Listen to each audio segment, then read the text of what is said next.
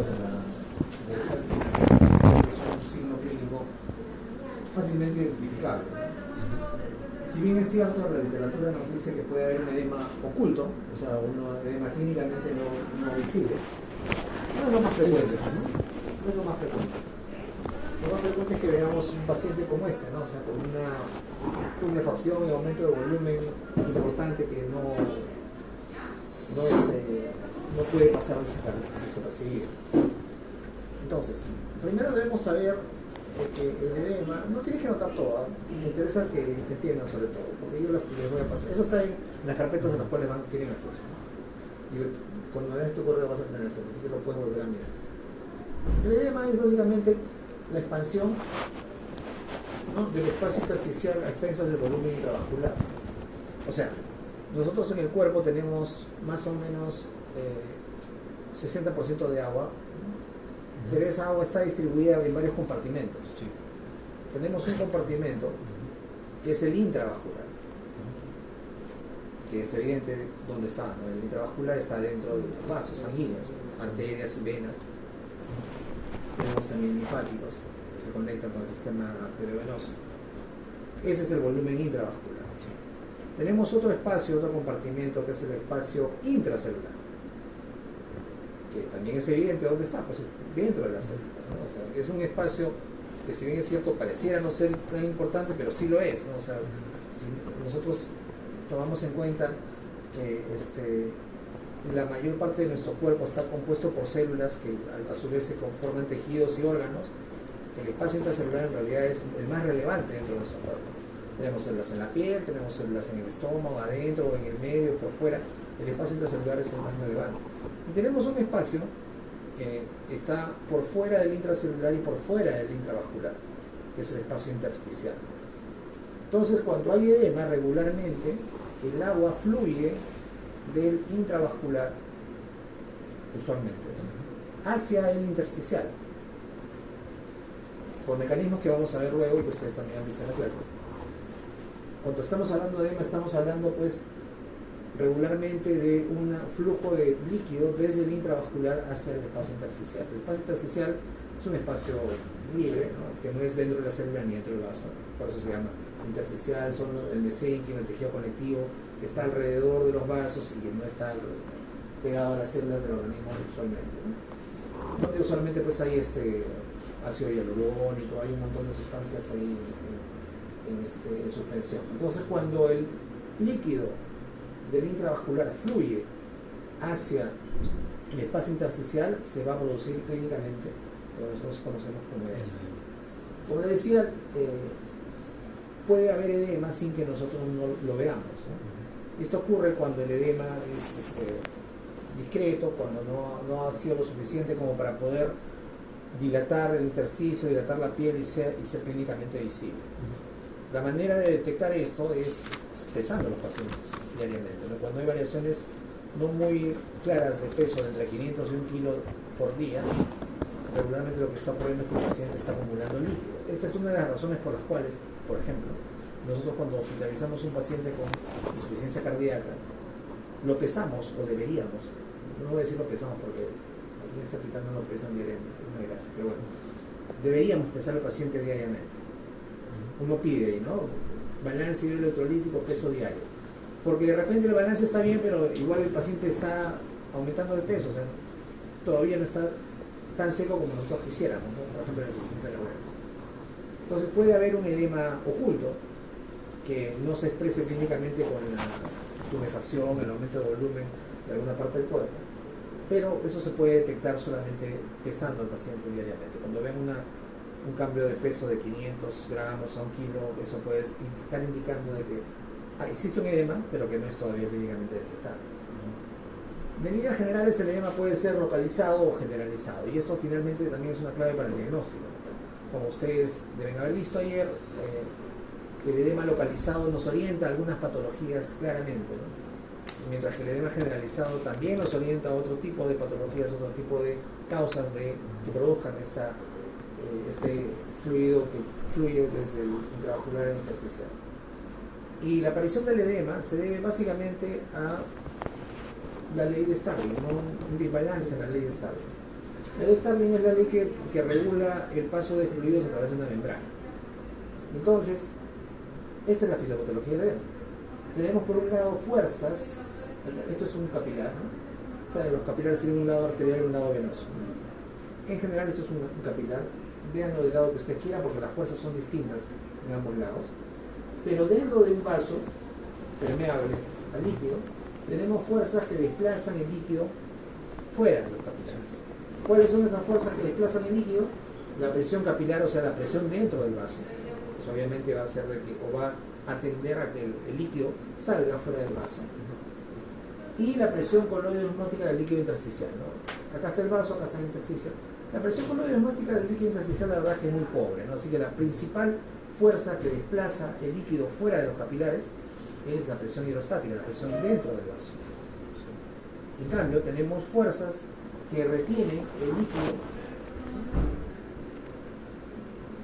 es la presión coloide-osmótica plasmática, o sea, la presión de las proteínas dentro del vaso que va a tratar de retener el líquido dentro del vaso, y la presión del líquido intersticial que va a tratar de meter el líquido en el intersticio hacia adentro. Nuevamente, las presiones usualmente son mayores dentro del vaso, ¿no? La presión capilar y la presión coloide-osmótica.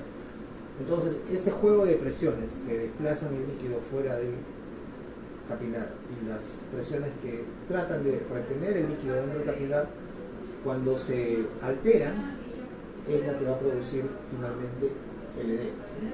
Acá está la fórmula. También está implicada la actividad de los linfáticos, que finalmente drenan hacia los vasos. No vamos a pretender porque ustedes aprendan la fórmula, pero es claro para ustedes y para todos de que existen fuerzas que desplazan el líquido fuera del vaso, fuera del capilar, y otras que tratan de retener el líquido dentro, ¿no? Básicamente tenemos entre las fuerzas que desplazan la fuerza de la presión hidrostática, la presión intravascular, y la presión coloide-osmótica del intersticio que jalaría, ¿no? Un poco líquido. En cambio, las fuerzas que tratan de retener el líquido dentro del vaso son básicamente la presión coloide-osmótica dentro del vaso, que está por las proteínas, básicamente, y la fuerza de la presión hidrostática por fuera en el intersticio. Siempre hay un equilibrio que tiende hacia la filtración leve del líquido hacia el intersticio. Pero leve, pues no miren ustedes aquí, ¿no? Hay un juego de presiones entre el espacio intravascular y el espacio intersticial, lo mismo, ¿no? Todo lo que está esquematizado. Por ejemplo, aquí, en este ejemplo, 28 milímetros de mercurio de la presión capilar, que trata de sacar el líquido fuera del intravascular. La presión ongótica del intersticio es solamente 1 milímetro. ¿Ven ustedes? Es muy baja. Sí. En contraste, la presión que intenta meter líquido al intravascular es la presión oncótica de 25 y la presión hidrostática del intersticio que es 5. 30, 29, hay una diferencia de 1 milímetro, ¿no? Apenas en este ejemplo, no es que sea siempre 1, ¿no? Pero regularmente esta gradiente favorece la filtración hacia el intersticio, que es devuelta, como dice aquí, por los vasos linfáticos a la circulación general.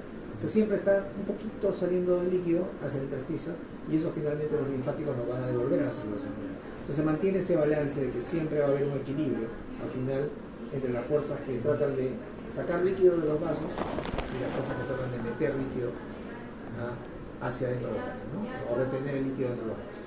No se olviden, el edema es la invasión del líquido en el espacio intersticial por líquido que viene de ¿dónde? Del espacio intravascular. ¿Okay? Doctor, una consulta. Cuando mencionó la presión hidrostática, ¿no se refería a la presión que estaba en el intravascular? Sí, pero... La capilar es la hidrostática, pero lo del intravascular, ¿verdad? Ahí. Aquí capilar es la hidrostática dentro del... Así es, dentro del vaso, ¿no? Acá lo he puesto así. Al final es lo mismo, la presión hidrostática dentro del vaso. Y entonces, basados en ese modelo de Starling, que regula el movimiento de los fluidos a través de una membrana permeable, que es la membrana capilar, tenemos 4 tipos de mecanismos que pueden producir edema.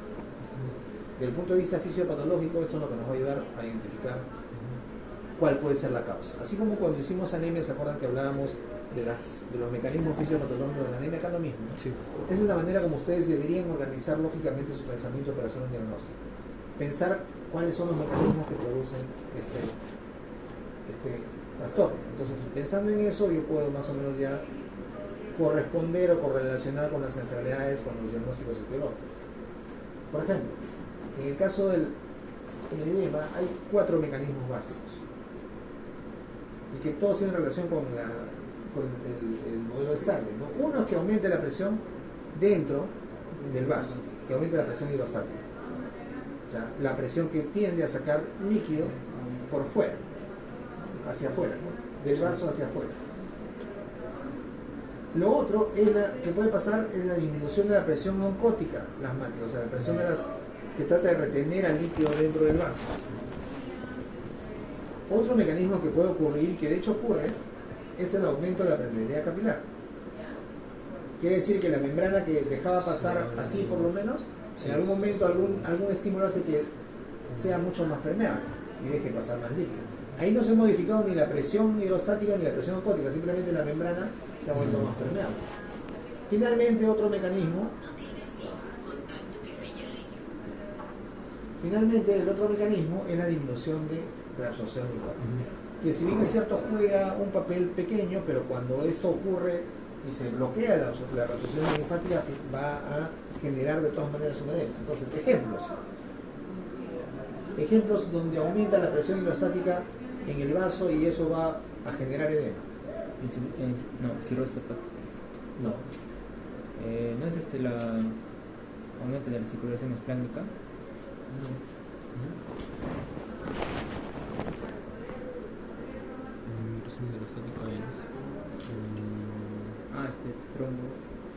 Trombo, claro.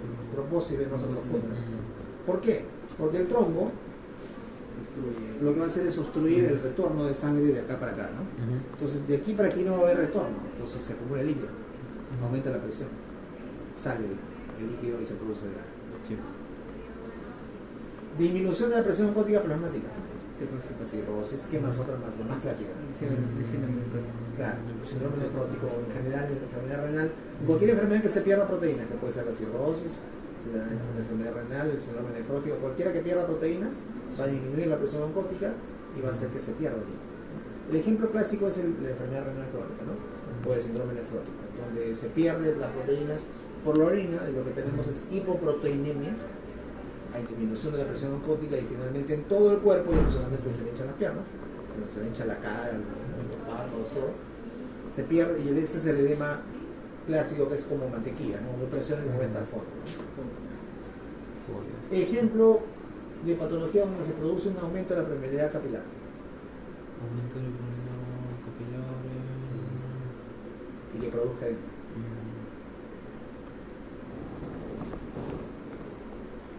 Está muy dilatado.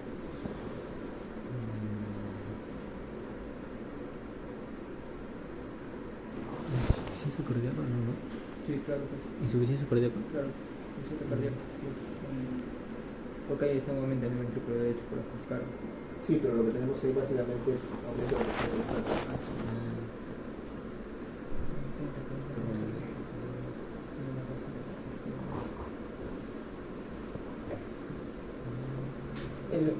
El típico modelo de aumento de la permeabilidad capilar que produce edema es el edema inflamatorio. En cualquier proceso inflamatorio local, usualmente local, ¿no? O generalizado incluso, un angioedema o el edema angiomicrótico. En cualquier proceso inflamatorio local o generalizado va a aumentar la permeabilidad de los capilares porque se secretan una serie de sustancias vasoactivas, ¿no?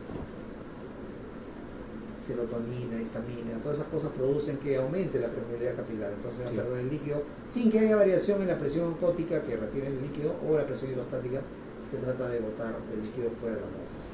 Cualquier edema inflamatorio tiene como base el aumento de la permeabilidad capilar. Puede ser también local, ¿no? O sea, si yo tengo una celulitis, ¿no? También voy a tener hinchazón. Y no es porque esté aumentando la presión ni la disminuyendo, no, es porque simplemente en ese lugar hay una infección, hay una inflamación localizada y eso va a producir fuga de líquido de los vasos hacia el intersticio y se va a hinchar en esa parte. Sí. ¿Ok? Finalmente, El otro mecanismo, disminución de la resolución linfática, el ejemplo es Linfedema. el linfedema, ¿no? El linfedema, que es un edema que tiene características peculiares, que se instala progresivamente de manera muy lenta y que es muy diferente desde el punto de vista semiológico a los otros tipos de edema. Entonces vamos a ver más adelante un poco respecto a eso. ¿Ok? Entonces, Sí. fíjense ustedes que solamente sabiendo el mecanismo productor de edema yo ya puedo orientarme a más o menos saber cuáles son las causas, ¿no? Sí. Hay un problema interesante, y esto es una repetición de algo que yo les había dicho. Cuando hay una noxa que daña al cuerpo de alguna manera, se genera un mecanismo de respuesta, de defensa, que al final, por mantenerse en el tiempo, resulta ser nocivo para el cuerpo. Lo mismo ocurre acá. O sea, cada vez que repasemos la fisiopatología, se van a dar cuenta de ustedes que ocurre eso, ¿no? O sea, el mecanismo de respuesta, de defensa del cuerpo, finalmente termina dañando el cuerpo. Entonces, ¿aquí qué pasa? Cuando empieza a aumentar el edema, llega un momento en el cual estamos hablando de edema generalizado, ¿no? Cuando hay un edema generalizado, independientemente de la causa, llega un momento en el cual el riñón empieza a retener agua y sodio. ¿Por qué? Porque el líquido, al salir del intravascular hacia el intersticial, envía una señal a los receptores de presión. Entonces, imagínense ustedes que estamos aquí con esto, esta es digamos, la magnitud normal de un vaso, de un capilar en general del intravascular. Y aquí está el intersticio. Entonces yo empiezo a perder líquido por el motivo que sea, de manera generalizada, y entonces el volumen intravascular se contrae, Sí. ¿verdad? Sí. Ok, entonces aquí está el riñón. El riñón antes llegaba a esta cantidad de volumen y el riñón estaba tranquilo, pero Sí. ahora le llega a esta cantidad de volumen. Entonces el riñón sensa por los receptores juxtaglomerulares que hay hipovolemia relativa. Claro. Entonces, ¿cuál es la respuesta del riñón ante la hipovolemia relativa? Aumenta la resorción de agua y sodio en la nefrona, ¿no? En los túbulos contorneados proximal y distal. Entonces, esa señal de hipovolemia, o sea, sí hay hipovolemia, pero el líquido no está en el vaso, no está en el intersticio, porque el paciente está hinchado. Esa señal de hipovolemia es interpretada por el riñón, por las células juxtaglomerulares, secretan hormonas y estas finalmente actúan aumentando la resorción de agua y sodio. ¿Y esto qué hace? Perpetúa todo. Un ciclo vicioso. Se convierte en un círculo vicioso.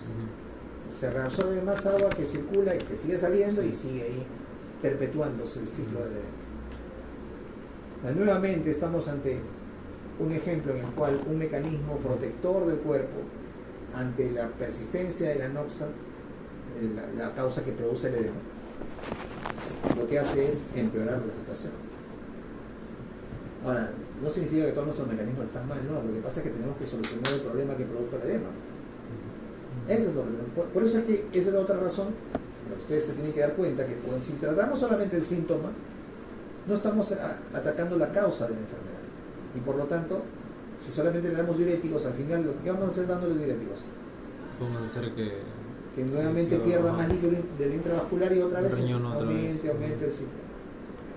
Tenemos que atacar la causa del edema. No solamente darle furosemida para que orine. Para que bote líquido, no, pero el líquido no está en el intravascular, no está en el intersticial. ¿Cómo hacemos para que no salga el líquido del intravascular al intersticio? Esa es la pregunta. ¿Qué está causando eso? A eso tenemos que atacar para que se corte por completo todo el ciclo. Si le damos más diuréticos, vamos a hacer que orine, se depleta más el intravascular, ¿no? Más hipovolemia relativa en el riñón, más secreción de sustancias que producen resorción de agua y sodio. Y seguimos perpetuando el edema. Orina un montón, sí, pero sigue hinchado. Otro ejemplo más de que tenemos que manejar las causas que producen el desequilibrio.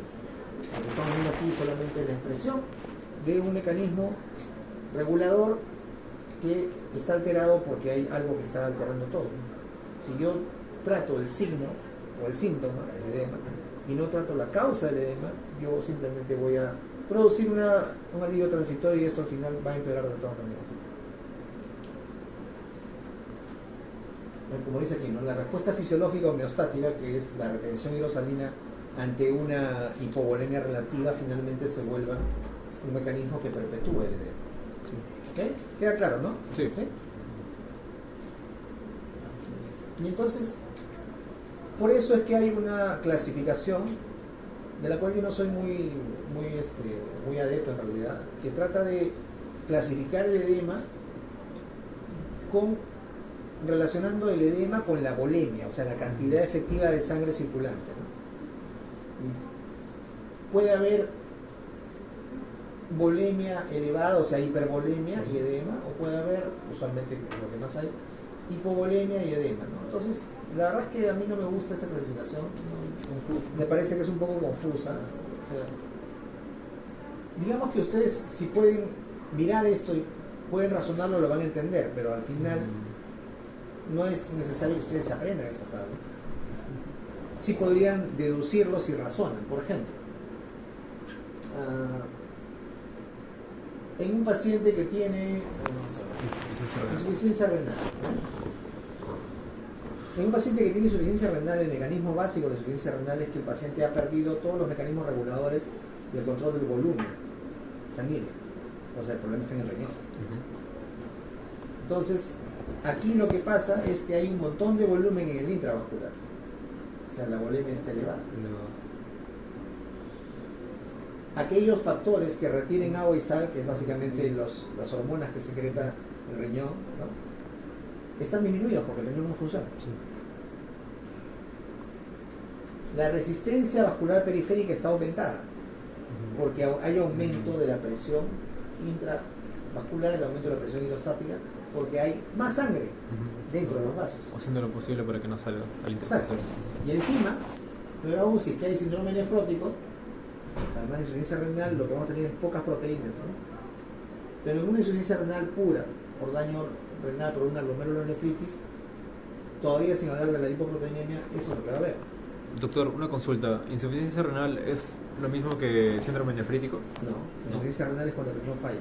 Nefrítico es anemia. Nefrítico es un síndrome, ¿no? Sí. Que puede ser causado Igual por como el nefrótico. múltiples causas. Puede ser una infección, usualmente es una infección, ¿no? Puede ser la manifestación inicial de la insuficiencia renal. Cuando hablamos de insuficiencia en general, estamos hablando que falla el órgano. Insuficiencia renal, insuficiencia hepática, insuficiencia cardíaca, insuficiencia cerebral, que tiene algunos médicos. Entonces, falla el órgano. ¿Por qué? Esa es la causa de la insuficiencia. Entonces, cada vez que hablamos de insuficiencia estamos hablando del estadio terminal de daño de un órgano, Sí. o sistema, ¿no? Y entonces no estamos hablando de una causa en específico, sino simplemente que falla. ¿Por qué el paciente tiene insuficiencia hepática? Porque tuvo cirrosis. Pero el mismo paciente que tiene insuficiencia hepática puede haber sido causada por hepatitis. Correcto, también. La insuficiencia hepática puede haber sido causada por un traumatismo y un sangrado hepático masivo. También. Entonces, se dan cuenta, la insuficiencia es el estadio terminal de daño de un órgano y las causas son múltiples. Cirrosis hepática. Cirrosis. La volemia arterial efectiva está disminuida. ¿Por qué?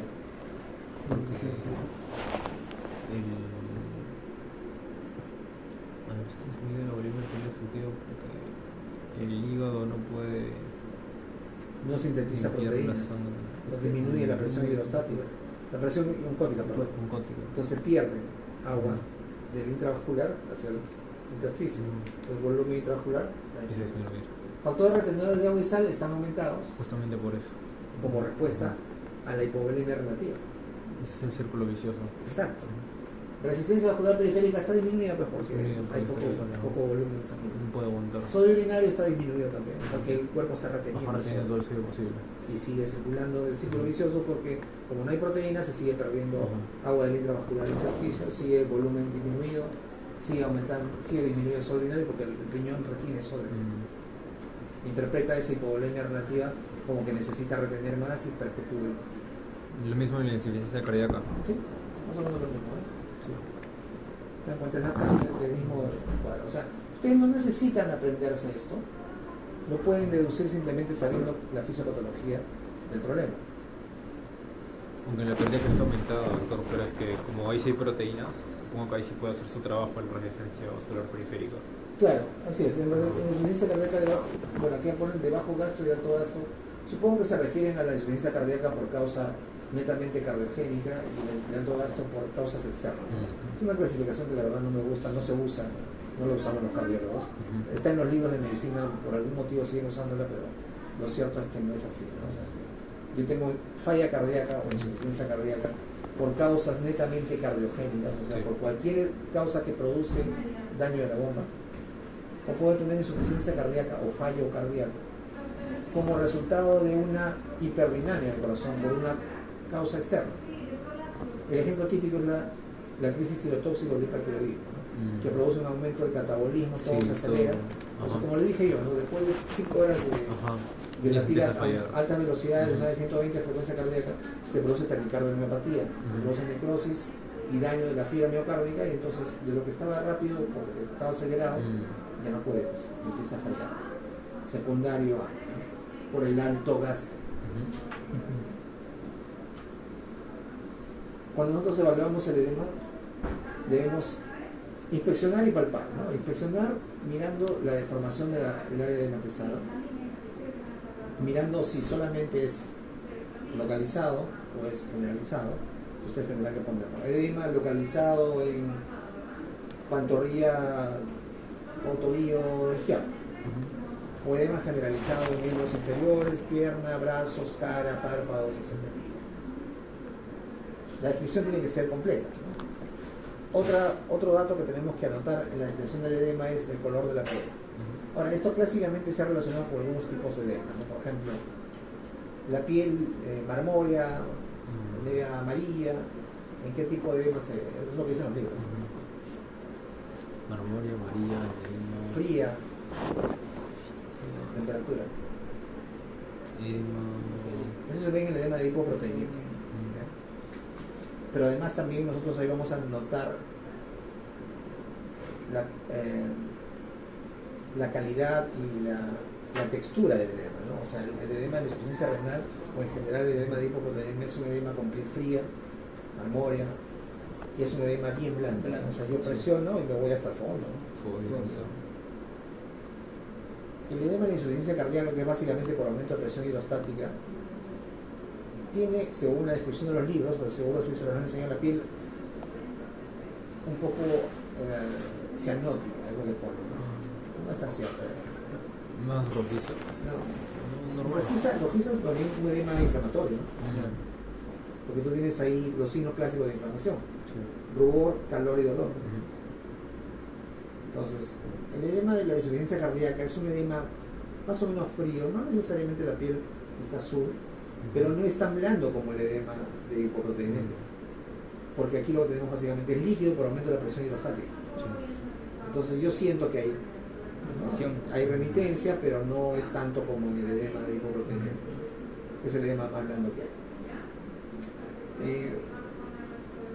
En el edema del linfedema, esa es la otra cara de la moneda, ¿no? Es un edema frío, la piel es dura y no hay fovea, que es lo que ahora vamos a hablar en la palpación, ¿no? Es un edema duro, ¿no? La piel se pone bien dura, a pesar de que solamente es porque no hay drenaje linfático. Los linfáticos aumentados de volumen y con el líquido intersticial se llenan, aparte del líquido, el intersticio se llena de fibroblastos y se pone duro. Hay dos situaciones, o hay una situación en realidad que podría ser el único diagnóstico diferencial, que es lo que se conoce como lipedema, ¿no? Eso te haberle dicho en la clase. Sí, Lipedema es más o menos, desde el punto de vista fisiológico, es todo más o menos lo el mismo. miembro inferior está inflamado, menos el menos pie. los pies, Ajá. claro. Así es. Pseudoedema. Sí. Ok, sí deben haberle hablado de eso.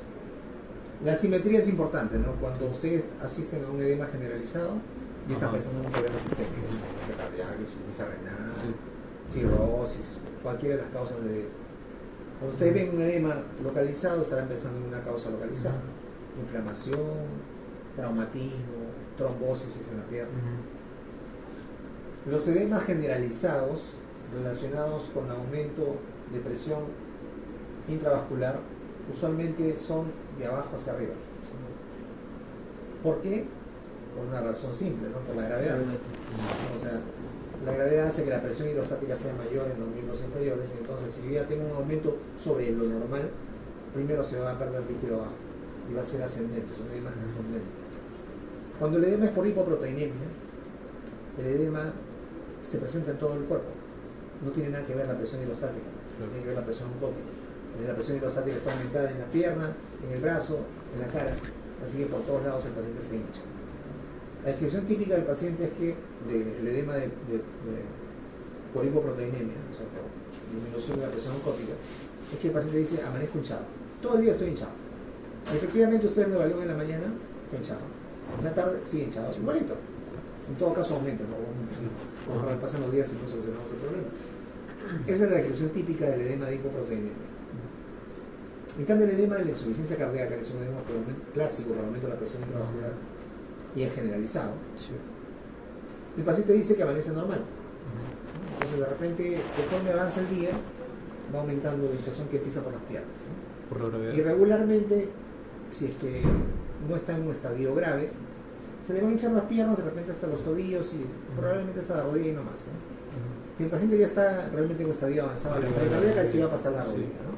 Pero regularmente el paciente va a tener el edema circunscrito por debajo de la rodilla. Y el edema va a ser progresivo.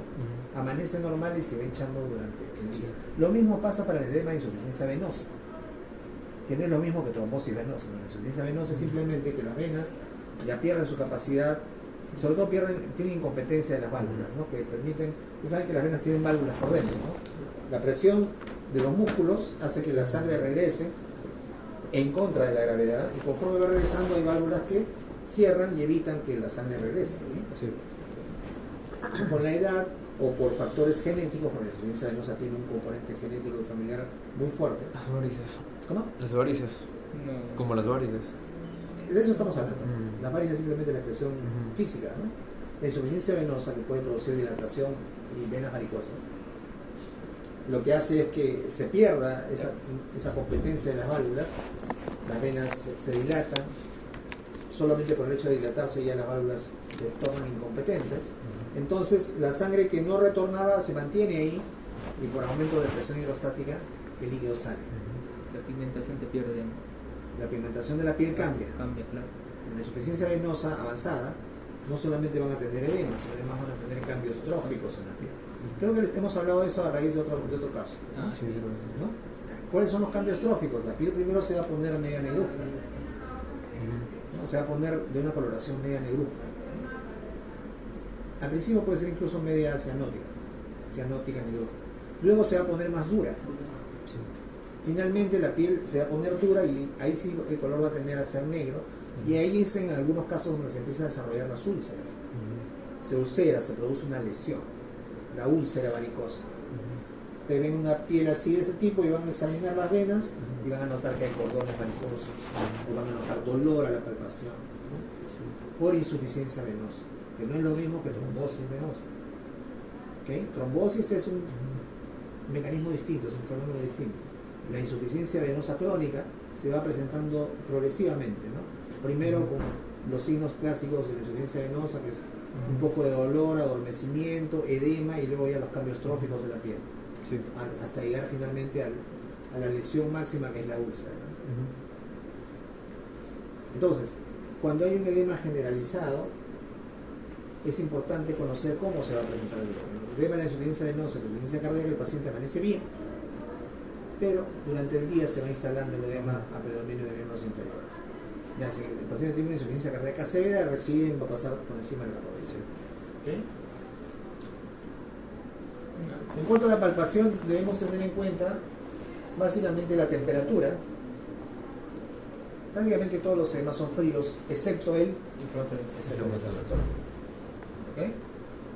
El resto todos son fríos, ¿no? O sea, el edema de hipoproteinemia es recontra frío, es helado. El edema linfático también es frío. El edema de la insuficiencia cardíaca no es frío, se siente la piel tamaño de temperatura normal. Pero el edema caliente es el edema inflamatorio. La consistencia, que ya habíamos avanzado, ¿no? El edema de hipoproteinemia es mantequilla, así, literal, mantequilla, ¿no? Deben haberle puesto miles de fotos en la clase teórica, supongo, ¿no? Entonces es un edema bien blanco. Sí. Y finalmente tenemos que ver el signo de la fovea, ¿no? Si hay fovea y cuánto tiempo demora en recuperarse. Entonces, para eso hay una clasificación que está en el Argente, en general del edema de acuerdo a su grado de magnitud. Grado 1, 2, 3, 4, depresión hasta 4 milímetros, hasta 6, profunda, etc. ¿Qué es lo que han dicho en clase? Algo similar, en el grado 2 10 segundos, grado 3 2 3 minutos y grado 4 ya de 4 minutos en la... ¿Cuál era la referencia? Ah, buena pregunta. Les he dicho que le preguntan a los docentes de teoría, ¿cuál es la referencia? ¿Dónde está esa para yo ver el libro? ¿De dónde lo habrán sacado? Porque de la gente no es. Vale, la gente está acá. Claro. ¿Ok? Listo. Y entonces es importante para el diagnóstico diferencial ver si el edema es asimétrico y si es simétrico, ¿no? O si es, si quiere, ¿no? Si es localizado o o generalizado. generalizado. Lo mismo. ¿Es lo mismo? Claro, miren. Edema localizado, trombosis venosa profunda, traumatismo, inflamatorio, linfedema local, Sí. vasculitis, que es una inflamación del vaso, distrofia simpática refleja, que es más raro que la otra, ¿no? O sea, esto ya ni lo piensan, otras cosas son más ¿El frecuentes. inflamatorio puede ser simétrico también o generalizado? El inflamatorio puede ser simétrico generalizado en algunas condiciones, como el edema generológico, que es un edema generalizado, pero son Raro. situaciones muy raras, ¿no? Ok, entonces, simétrico o asimétrico es lo mismo que el local o localizado y generalizado. En edemas localizados o asimétricos es bien sencillo, tienen ustedes estas posibilidades y ahí se acabó. También podría ser por la falta de movimiento, o sea, pérdida motora del brazo, se hincha. Sí, Porque justamente, sí, ese es por es un edema por falta de movimiento, ¿no? porque justamente tengo un paciente y su mano se empezó a hinchar, justamente la mano izquierda, y es porque ya perdió la fuerza. Ya. Así es, sí. ¿Por qué? Porque no hay movimiento, se pierde la ¿Y qué motora. tiene que ver el movimiento? El músculo ya no puede hacer que el retorno venoso Exacto. haga su función. La contracción muscular de cualquier parte del cuerpo produce el retorno venoso. Las venas están metidas, si se acuerdan de su clase de anatomía, están metidas entre las vainas musculares. Entonces, cuando se contraen los músculos, retorna la sangre. Eso ayuda al retorno venoso. Acuérdense que todo va en contra, no en las venas. Sí. Desde fuera hacia adentro, hacia el medio, todo va hacia adentro. Y en las piernas, yo tengo que luchar encima contra la gravedad. Todo de la cintura para abajo, todo va en contra de la gravedad hasta el corazón. Entonces, si ya no tengo movimiento muscular por algún motivo, ¿no? Por ejemplo, en pacientes hospitalizados porque los abuelos los amarran, ¿no? O de repente tengo he tenido un infarto cerebral y no muevo el brazo, no se me hincha el brazo. Por eso tengo que hacer rehabilitación, no solo para que no se hinche, sino para recuperar el movimiento muscular. Sí, efectivamente, todos esos edemas localizados tienen que ver con la falta de movilidad, con un miembro no movilizado, ¿no? O inamovilizado. Doctor, ¿se acuerda del paciente que nos enseñó que era epiléptico? Sí, Creo que él tiene un tipo de edema. ya te encontrarán en qué parte.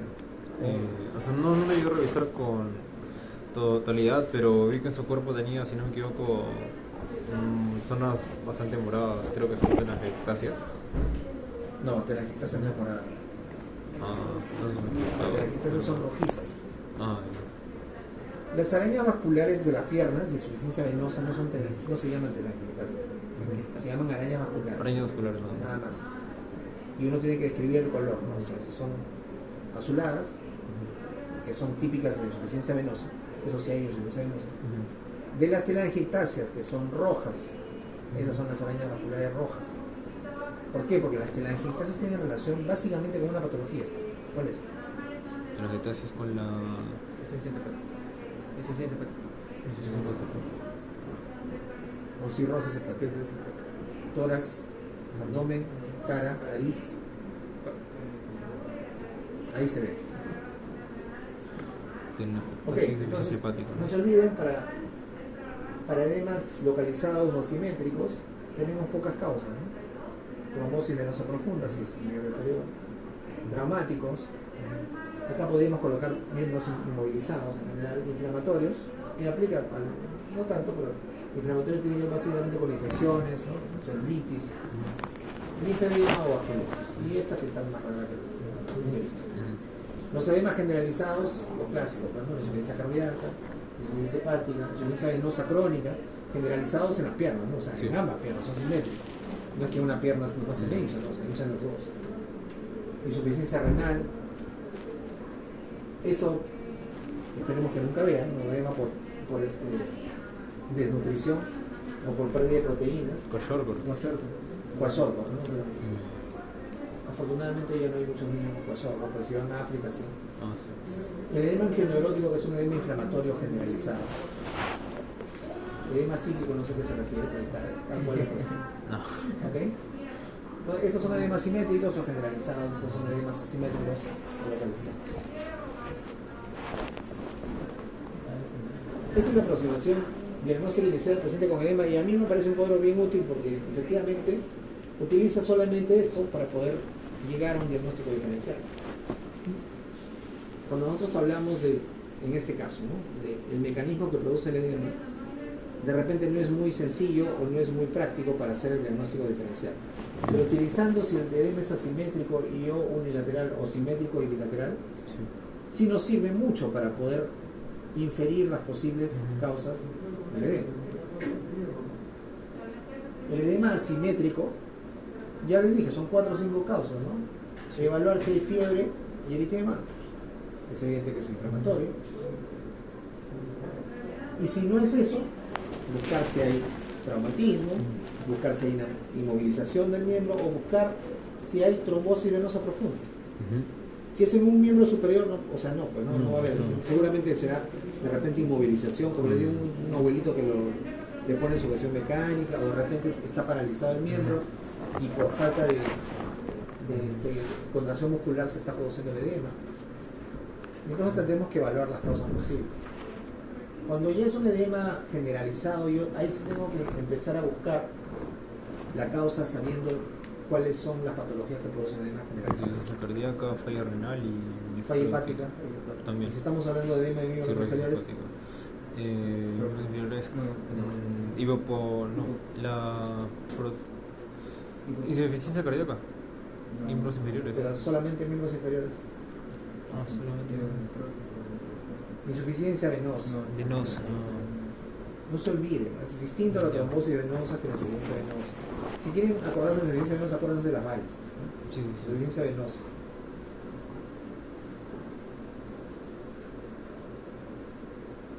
En general aquí hay que buscar causas, ¿no? Para ver si hay insuficiencia cardíaca, insuficiencia hepática, si hay proteinuria y determinar la causa de la proteinuria. ¿Ok? Sí. Creo que ya acabamos. Mañana vamos a hablar de trombosis. Trombosis es más interesante porque Sí. tenemos muchas más cosas que discutir desde el punto de vista de la medicina nacional de evidencia. ¿Alguna pregunta respecto a edema? No, doctor. En el movimiento no hay retorno venoso, ¿no? De parte de la arteria. Cuando es un edema por inamovilidad. Sí, Ahí. esa es la causa, ¿no? O sea, finalmente el miembro se hincha porque como yo no tengo actividad muscular, no hay retorno venoso. Así, el miembro sigue así y se hincha más, ¿no? Sí, justo lo había visto. Que es distinto a la hinchazón que puede haber en un brazo por tromboflebitis. ¿Qué cosa es la tromboflebitis? La inflamación con trombosis de una vena periférica. ¿Cuál es la causa de tromboflebitis en un paciente hospitalizado? También la. Catéteres venosos, o sea, vías, Ah, también puede ser por eso. por supuesto. Tiene que ver con Hay que mirar bien. ¿Cómo diferenciaría yo si es un edema por inamovilidad de un edema por una que tromboflebitis? no tengo, no sé, como agujas. Las agujas no. La marca. La marca, sino tener un cordón vascular doloroso y con signos de inflamación. O sea, tiene que palpar y si le duele. Por eso, el edema que hacemos, miramos y palpamos. ¿Sí? Sí. Si es un edema inflamatorio, que hay signos infecciosos, mejor palpar con guantes. Ah. Si es otro edema que no tiene signos infecciosos, pueden palpar con la mano desnuda, pero igual el toque se lava. ¿Ok? Sí, doctor. ¿Alguna pregunta más sobre edema? Ya, mañana vamos a hablar de trombosis. Mañana tienen que terminar su historia y pasarla al correo. Mándame tu correo al WhatsApp. Ya. ¿Ya? Ah, yo me agrego. Sí. Listo. Doctor, el paciente